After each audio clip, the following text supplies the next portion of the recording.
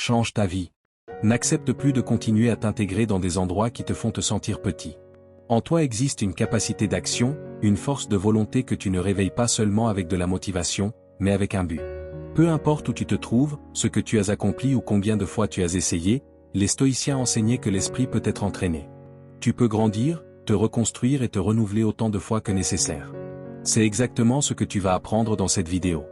Ce sont des techniques simples, directes et pratiques qui te ramèneront vers l'action, là où tu cesses de te sentir paralysé et où tu commences réellement à diriger ta propre vie. Épictète disait que l'évolution morale appartient à tous, ni à quelques-uns, ni au hasard, mais comme une conséquence naturelle chez celui qui est prêt à grandir. Chacune de ces techniques fonctionne de manière indépendante, mais ensemble, elles construisent un nouvel état d'esprit, solide, lucide et inébranlable. C'est pourquoi je t'invite à rester jusqu'à la fin et à intégrer ce savoir dans ton quotidien. Cela peut changer non seulement ta semaine prochaine, mais ton mois, et peut-être même ton année.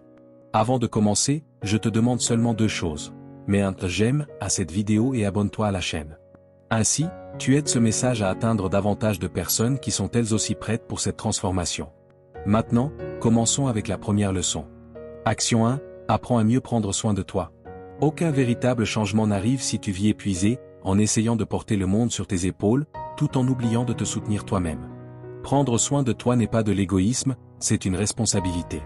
Car tu ne peux pas offrir ce que tu ne possèdes pas, et personne ne s'épanouit sur un terrain abandonné. Pense à toi comme à un jardin. Si tu n'enlèves pas les mauvaises herbes, si tu n'arroses pas, si tu n'entretiens pas, les fleurs ne meurent pas soudainement, elles cessent simplement de grandir. Et ce qui était destiné à devenir beau finit par seulement survivre. C'est exactement ce qui arrive lorsque tu oublies de te nourrir intérieurement. Les stoïciens enseignaient que le plus grand devoir d'une personne est envers elle-même, prendre soin de son esprit, protéger son âme et cultiver la vertu. Marc Aurèle écrivait que l'esprit a besoin de soins quotidiens, tout comme le corps a besoin de nourriture. Pourtant, la plupart des gens vivent comme s'ils essayaient de courir avec un réservoir vide, en espérant que le monde comprenne une fatigue qu'eux-mêmes refusent de reconnaître. Le soin de soi est un acte de courage. C'est décider de s'arrêter un instant quand tout te pousse à continuer. C'est regarder à l'intérieur et te dire, moi aussi, j'ai besoin de moi. C'est réaliser que tu es toujours prêt à aider les autres, mais que lorsqu'il s'agit de toi, tu repousses, tu reportes, tu te tais. C'est quand ton corps crie qu'il a besoin de repos, quand ton cœur réclame une pause, mais que tu t'obliges à être forte en permanence. Prendre soin de toi, c'est aussi savoir dire non. C'est fermer la porte pendant quelques heures. C'est choisir le silence au lieu du bruit des urgences. Car un esprit sans pause devient confus, un corps sans repos devient lourd, et un cœur sans silence devient bruyant. Te consacrer du temps est un acte de reconstruction. C'est boire un café en paix. C'est marcher sans te presser. C'est te parler sans te juger. C'est ce moment où tu te retrouves enfin. C'est l'instant où tu nettoies les blessures anciennes, où tu redonnes un sens à des expériences enfermées dans le passé, et où tu fais de la place à ce qui veut renaître. Souvent, certaines douleurs ne font plus mal, mais elles occupent encore de la place. Prendre soin de toi, c'est permettre au nouveau d'avoir le droit de naître. C'est te rappeler que personne ne peut te guérir si tu continues à répéter ce qui te détruit. Et c'est comprendre que la beauté de la vie ne se révèle que lorsque tu te traites avec le même respect que tu attends des autres. Écris dans les commentaires, aujourd'hui, je choisis de prendre soin de moi, parce que le monde change quand tu changes la manière dont tu te traites. Et tout ce qui est bien entretenu, tôt ou tard, finit par fleurir. Action 2, grandis dans tous les aspects de la vie. Tu n'es pas né pour te développer à moitié. Tu n'es pas seulement le professionnel qui travaille, ni uniquement le rôle que tu joues à la maison. Tu es une combinaison vivante de corps, d'esprit et d'âme. Et lorsque l'une de ces parties est négligée, tout le reste commence à s'affaiblir. Certaines personnes obtiennent ce qu'elles désiraient, mais se sentent vides à l'intérieur. D'autres accumulent des victoires extérieures, tout en menant une guerre silencieuse contre elles-mêmes. Et d'autres encore donnent de l'amour et de l'attention à tout le monde, sauf à leur propre âme. C'est l'erreur la plus fréquente chez ceux qui cherchent à évoluer, croire que grandir consiste uniquement à atteindre des objectifs, au lieu de devenir une personne complète. Car le véritable progrès n'est pas la vitesse, c'est l'équilibre. Ce n'est pas avoir plus, c'est être plus. Les stoïciens appelaient cela l'harmonie intérieure, cet état où chaque partie de toi coopère avec les autres, et où le mouvement de la vie s'écoule sans bruit. Marc Aurèle disait, ce qui n'est pas bon pour la ruche n'est pas bon pour l'abeille. Parce que le bien d'une partie dépend toujours de la santé du tout. Grandir dans tous les sens, c'est apprendre à aligner tes forces, et non à les sacrifier. C'est prendre soin de ton corps pour avoir de l'énergie, de ton esprit pour avoir une direction, et de ton âme pour avoir un but. C'est comprendre qu'il n'y a aucune contradiction entre ambition et sérénité. Tu peux devenir quelqu'un qui recherche le succès avec une âme, et la paix avec discipline. L'harmonie commence dans les petites décisions. Dormir avec l'esprit tranquille après une journée productive, avoir du temps pour respirer entre deux réussites, remercier autant pour les pauses que pour les avancées. Tu peux prospérer, évoluer et conquérir. Mais ne te permets pas de le faire au prix de toi-même. Le monde est déjà rempli de personnes qui sont allées loin, mais qui se sont perdues en chemin. Grandir pleinement, c'est avancer vers le succès sans cesser de ressentir, sans cesser d'aimer, sans t'endurcir. La vie demande de l'unité, un alignement entre ce que tu fais, ce que tu penses et ce que tu ressens. Le vide que beaucoup éprouvent ne vient pas d'un manque de résultats, mais d'un manque de cohérence entre l'extérieur et l'intérieur. Tu n'as pas à choisir entre le succès et la paix, entre la raison et l'émotion, entre le progrès et le repos. Tu dois simplement apprendre à marcher entier. Quand ce que tu construis à l'extérieur reflète ce que tu cultives à l'intérieur, tout devient plus léger, plus authentique, plus vrai. Grandir dans tous les sens, c'est devenir quelqu'un qui inspire par son équilibre. Quelqu'un qui gagne sans se durcir, qui avance sans se perdre, qui conquiert sans cesser de sentir. C'est comprendre que prospérer ne consiste pas à courir après davantage de choses, mais à devenir meilleur dans tout ce que tu fais. Écris dans les commentaires, je choisis de grandir pleinement. Car la véritable évolution n'est pas partielle, elle est totale. Et lorsque toutes les parties de toi avancent ensemble, le progrès cesse d'être un effort, et devient une plénitude. Action 3, maîtrise l'art d'avancer depuis l'endroit où tu es. Il y a des moments où le passé ressemble à un poids attaché à tes pieds. Tu veux avancer, mais quelque chose te tire en arrière, une perte, une décision qui aujourd'hui te paraît mauvaise. Et sans t'en rendre compte, tu commences à vivre comme quelqu'un qui répète la même journée encore et encore, en essayant de réécrire ce qui a déjà été vécu. Mais le regret, lorsqu'on le nourrit, cesse d'être une leçon et devient une prison. Il te fait croire que ce qui est arrivé possède encore du pouvoir sur ce qui va venir. Et ce qui devait être une réflexion devient une chaîne. Les stoïciens appelaient cela la sagesse de l'instant présent, la capacité de séparer les temps, de comprendre que ce qui s'est déjà produit appartient à la mémoire, et non à l'heure actuelle. Pour eux, être sage ne signifiait pas effacer le passé, mais refuser d'y vivre. Marc Aurèle écrivait, « Ne vis pas comme si tu avais 1000 ans. La vie s'échappe, et le présent est tout ce que tu possèdes. » Le passé n'est pas un endroit où l'on reste. C'est un maître qui enseigne, puis s'en va. Tu peux remercier pour les leçons, mais tu ne dois pas camper au milieu des ruines. Le regret te pousse à regarder en arrière avec douleur. La sagesse, elle, te pousse à regarder devant toi avec clarté. Et la différence entre les deux se trouve dans une seule décision. Avancer depuis l'endroit où tu es, et non depuis l'endroit où tu voudrais être. Regarde ton cœur. Combien de fois t'es-tu empêché de recommencer parce que tu te punissais encore pour ce que tu avais fait, ou pour ce que tu n'avais pas fait? Combien d'opportunités as-tu laissé passer parce que tu étais trop occupé à revivre ce que tu ne pouvais plus changer? C'est comme essayer d'ouvrir une porte que le temps a déjà fermée. Le passé peut expliquer qui tu étais, mais il ne déterminera jamais qui tu peux devenir. Tu n'as pas besoin de nier ce que tu as ressenti. Ressentir est humain. Mais tu dois éviter de transformer la douleur en domicile. Les traumatismes et les erreurs ne sont pas une destinée, ce sont des chapitres. Et chaque nouveau matin est une invitation à écrire la page suivante avec plus de conscience. Honorer le passé ne signifie pas le répéter. Honorer le passé, c'est le dépasser. C'est permettre à ce qui a été de te renforcer, et non de te définir. Car dès l'instant où tu choisis de vivre dans le présent, le passé perd le pouvoir de te blesser. Il n'existe pas de libération plus grande que d'accepter que ce qui a été. Le véritable pouvoir, c'est de regarder devant soi sans peur de recommencer. Respire profondément et dis-toi, je continue depuis l'endroit où je suis, pas depuis l'endroit où j'ai été blessé. Car le temps ne revient pas, mais la vie recommence chaque fois que tu choisis d'être présent. Dans le seul endroit où le futur commence réellement, maintenant. Action 4, éteins la pensée catastrophique. Nous connaissons tous cette sensation. Quelque chose arrive, une erreur, un message, un regard, et soudain l'esprit se met à courir. En quelques secondes, une pensée simple se transforme en tempête. Le cœur s'accélère, le corps réagit, et tu n'es plus dans le présent.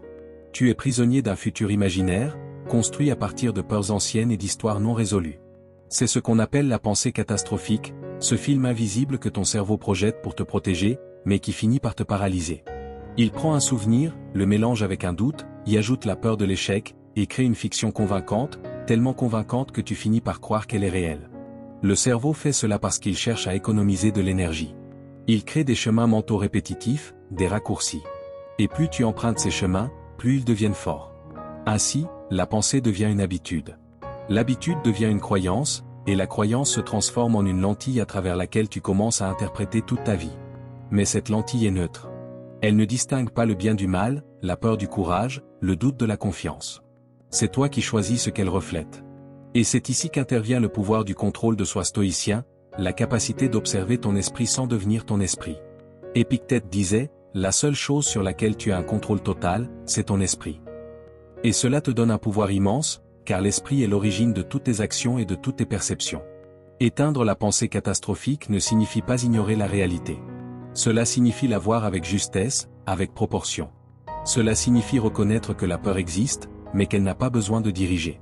Que l'anxiété parle, mais qu'elle ne donne pas d'ordre. Et que le contrôle que tu cherches n'a jamais été dans le monde extérieur, il a toujours été en toi. La prochaine fois qu'un problème surgit, avant de réagir, respire. Demande-toi, ce que je vis est-il réel, ou est-ce ma peur qui parle à ma place? Cette pause est le moment où le chaos se dissout et où la raison reprend le commandement. La pensée catastrophique est comme un orage, intense, bruyant, impressionnant, mais passager. Et quand tu apprends à attendre en silence, tu découvres que le tonnerre n'a jamais été le danger. Il n'était que l'écho de tes propres pensées. La phrase que tu dois répéter lorsque cette sensation apparaît est la suivante. Aujourd'hui, je choisis le calme plutôt que le chaos. Car la véritable force mentale ne consiste pas à contrôler le monde, mais à ne pas laisser le monde contrôler ce qui se passe à l'intérieur de toi. Action 5, pratique l'autocontrôle. Rien ne grandit là où l'esprit est instable. Tout véritable changement commence le jour où tu apprends à te diriger toi-même, lorsque tu cesses d'être esclave de tes impulsions et que tu deviens le stratège de tes propres actions. L'autocontrôle est ce qui sépare celui qui rêve de celui qui accomplit réellement. Car vouloir changer est facile. Le plus difficile, c'est de rester solide lorsque l'enthousiasme s'éteint, lorsque les résultats tardent à venir, lorsque personne ne t'applaudit, lorsque le monde semble ne même pas te remarquer. C'est dans ce voyage silencieux, là où l'esprit tente de te saboter et où le cœur te supplie d'abandonner, que l'autocontrôle se révèle comme une véritable vertu. Les stoïciens appelaient cela la force rationnelle, la capacité d'agir guidé par la conscience, et non par l'émotion du moment. Épictète disait, aucun homme n'est libre s'il ne se maîtrise pas lui-même. Et se maîtriser est le premier pas pour conquérir quoi que ce soit d'autre. L'autocontrôle est la base de la constance. Sans lui, tu construis des châteaux d'enthousiasme qui s'effondrent au premier vent contraire. Sans autocontrôle, tu vis en réaction. Tu promets de changer, puis tu abandonnes dès la première difficulté. Tu fais des plans, puis tu les laisses tomber parce que les résultats n'arrivent pas aussi vite que tu l'espérais. Tu n'échoues pas parce que tu es incapable, mais parce que tu ne maintiens pas ton attention assez longtemps pour que les graines puissent fleurir. Et c'est ici que l'autocontrôle intervient, non pas comme une répression, mais comme une direction. Pense à un archer. Il ne tire pas par impulsion. Il attend le bon moment. Il ajuste sa visée. Il maintient sa posture. Ce n'est pas sa force qui garantit la précision, mais son calme. Il en est de même pour toi. L'autocontrôle transforme le mouvement en direction, l'effort en résultat. Se contrôler ne signifie pas faire taire ses émotions, mais les écouter sans leur obéir aveuglément. C'est reconnaître la colère et la transformer en action constructive. Transformer la peur en prudence. Transformer l'anxiété en concentration. Celui qui maîtrise ses émotions ne les éteint pas, il les remet simplement à leur place. Car l'émotion est comme le feu. Lorsqu'elle est contrôlée, elle éclaire. Lorsqu'elle échappe au contrôle, elle consume. Chaque fois que tu choisis d'agir avec conscience, tu construis une nouvelle identité, celle de quelqu'un qui tient les commandes. Et plus tu fais ce choix, plus ton esprit apprend qu'il peut te faire confiance. Et quand l'esprit fait confiance, le corps obéit. La concentration se renforce. Le progrès devient inévitable. L'autocontrôle n'est pas de la rigidité. C'est de la maturité. C'est comprendre que l'impulsion satisfait l'instant, mais que la discipline construit l'avenir. Et chaque fois que tu choisis l'avenir, la vie te récompense avec quelque chose que l'instant ne pourra jamais t'offrir, la clarté. Alors la prochaine fois que tu auras envie d'abandonner, de réagir sans réfléchir, de retomber dans tes anciens schémas, arrête-toi et respire. Rappelle-toi tout ce que tu as déjà surmonté lorsque tu as décidé de ne pas agir sur un coup de tête. Rappelle-toi combien de fois le silence t'a sauvé, et combien de fois la patience t'a placé au bon endroit.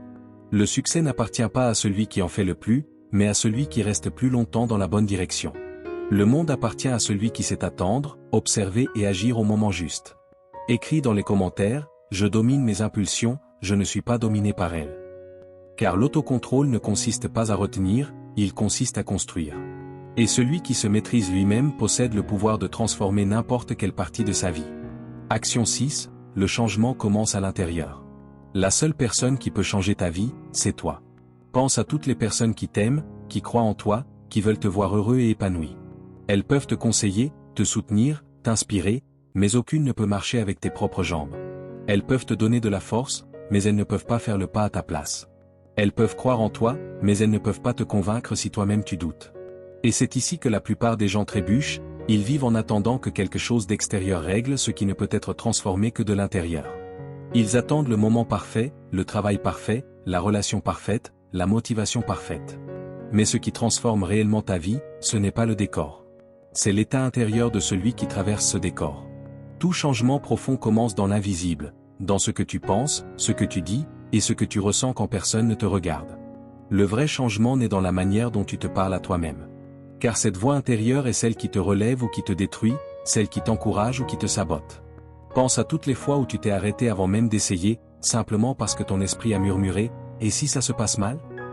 Combien de fois as-tu annulé un rêve avant de commencer, parce que tu as cru la version pessimiste de ta voix intérieure? Et le plus étonnant, c'est que la plupart du temps, ce n'est pas l'échec qui t'a arrêté. C'est la peur de l'échec, fabriquée par tes propres pensées. Tu peux avoir le meilleur plan, les meilleurs conseils, les meilleures intentions, mais si ton esprit ne coopère pas, tout s'effondre. C'est pour cela que tant de personnes intelligentes, talentueuses et bien intentionnées restent bloquées au même endroit, parce qu'elles n'ont jamais appris à maîtriser leur dialogue intérieur. Cette voix est puissante. Elle peut être l'écho de la peur, te répétant que tu n'es pas assez. Ou elle peut être la flamme du courage, te rappelant que tu as déjà surmonté des choses bien plus difficiles. Ce qui détermine la personne que tu deviens, c'est la voix que tu choisis de renforcer chaque jour. Les stoïciens appelaient cela le centre rationnel de l'âme, la partie de nous qui pense, choisit et guide tout le reste. Ils croyaient que la liberté commence le jour où tu apprends à diriger tes propres pensées. Marc Aurèle écrivait, « L'âme se teinte de la couleur de ses pensées ». Et c'est exactement ce qui se produit, tu deviens la tonalité des mots que tu répètes en toi-même chaque jour. Celui qui se répète, « Je ne peux pas », s'affaiblit. Celui qui dit, « J'apprends encore », grandit. Car chaque phrase que tu prononces envers toi-même est comme une brique. Soit elle construit ta force, soit elle bâtit les murs qui t'emprisonnent. Alors observe ce que tu te dis. Quand quelque chose tourne mal, ne répète pas « je savais que j'allais échouer ». Dis plutôt « maintenant je sais comment faire mieux ». Quand tu ressens de la peur, ne dis pas « je ne suis pas capable ». Dis « j'apprends encore ». Et lorsque la fatigue arrive, ne dis pas « je suis épuisé, je n'ai plus d'énergie ». Dis « j'ai besoin de prendre soin de moi pour continuer ». Ce simple changement est ce qui sépare celui qui abandonne de celui qui mûrit. Car ce n'est pas le monde qui te rend fort, c'est le dialogue que tu entretiens avec lui. Et ce dialogue commence à l'intérieur, dans la manière dont tu te parles. Lorsque tu changes le ton de ta conversation intérieure, ce qui était doute devient élan, et ce qui semblait impossible devient un pas naturel. La force intérieure commence au moment où tu décides de te traiter comme quelqu'un qui mérite de grandir, d'apprendre et de vaincre. Et le plus beau, c'est de découvrir que lorsque cette force se réveille, la vie autour de toi commence à répondre. Personne ne peut vivre ta vie à ta place. Mais lorsque tu décides d'être ton propre allié, l'impossible commence à bouger, et ce qui semblait lointain devient simplement le prochain pas de celui qui a enfin compris. Le changement que tu cherches à l'extérieur, commence à l'intérieur de toi. Action 7, affronte tes peurs. L'insécurité commence toujours dans l'esprit. Avant d'exister à l'extérieur, elle est d'abord une histoire que ta pensée répète, jusqu'à ce que tu finisses par y croire comme si elle était réelle. Et ton corps aussi y croit. Le cœur s'accélère, la respiration se bloque, les mouvements se figent. C'est comme être emporté par une vague qui semble venir de l'extérieur, alors qu'en réalité, elle est née à l'intérieur de toi.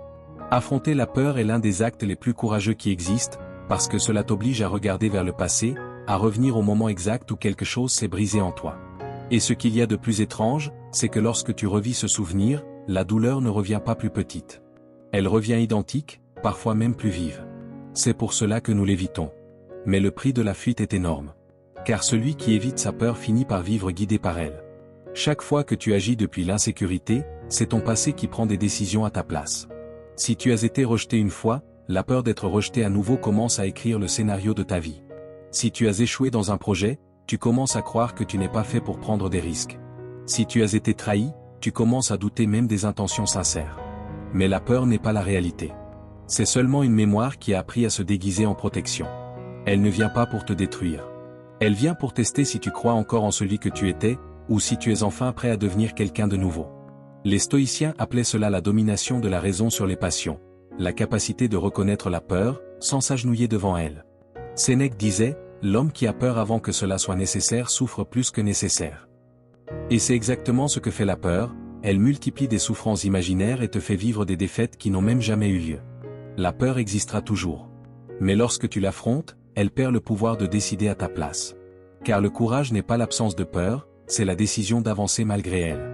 Alors, lorsque la peur apparaît, ne lutte pas contre elle. Observe-la avec curiosité. Demande-toi, qu'est-ce que j'ai exactement peur de perdre? La plupart du temps, la réponse sera simple, tu as peur de perdre une ancienne version de toi-même. Et c'est précisément cette version qui doit rester derrière. Affronter tes peurs, c'est libérer ta force. Car derrière chaque peur vaincue se trouve une vie qui t'attendait.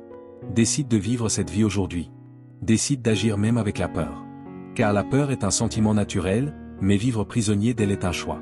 Et celui qui a le courage de traverser sa propre peur commence à vivre de l'autre côté, là où se trouve la liberté. Action 8, aie conscience que tu vas mourir. Il existe un paradoxe dans notre esprit. Nous savons tous que nous allons mourir, mais très peu vivent avec cette conscience éveillée. La mort est la certitude la plus ancienne de l'humanité, et pourtant elle reste la vérité la plus oubliée. Nous vivons comme si nous avions un temps infini, en reportant les conversations importantes, les rêves, les pardons et les nouveaux départs. Mais le temps ne s'arrête pas lorsqu'il se termine, il passe, tout simplement. Et celui qui l'oublie finit par vivre à moitié. Les stoïciens appelaient ce rappel memento mori, souviens-toi que tu vas mourir. Ces mots étaient gravés dans des temples, sur des bagues, sur des statues. Non pas comme une menace, mais comme une invitation à la lucidité. Un rappel pour ne pas gaspiller la vie dans les distractions, la vanité ou les petites peurs.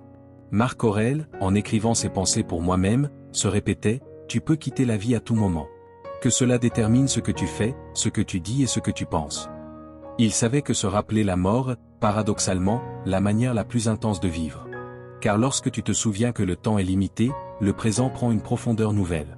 Chaque geste, chaque parole, chaque respiration devient plus lourd de sens, plus chargé d'intention. La conscience de la mort n'apporte pas le désespoir. Elle apporte la clarté. Elle t'apprend à choisir l'essentiel, à lâcher ce qui ne compte pas, et à valoriser ce que tu as sous la main, ici et maintenant. Tu commences à comprendre que ce qui a réellement de la valeur n'a jamais été ce que l'on accumule, mais ce que l'on vit. Réfléchis à ceci, si aujourd'hui était ton dernier jour, qu'arrêterais-tu de repousser?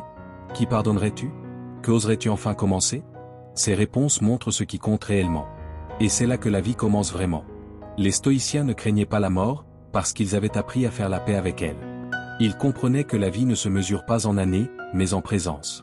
Et que mourir un jour est inévitable, mais mourir sans avoir vécu est un choix. Alors souviens-toi, tu vas mourir. Mais jusqu'à ce jour, tu as le pouvoir de vivre comme quelqu'un qui comprend la valeur de chaque instant.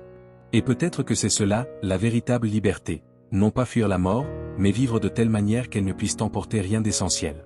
Écris dans les commentaires, memento mori. Car celui qui vit en se rappelant qu'il va mourir apprend le secret le plus profond des stoïciens. Vivre sans peur et mourir sans regret.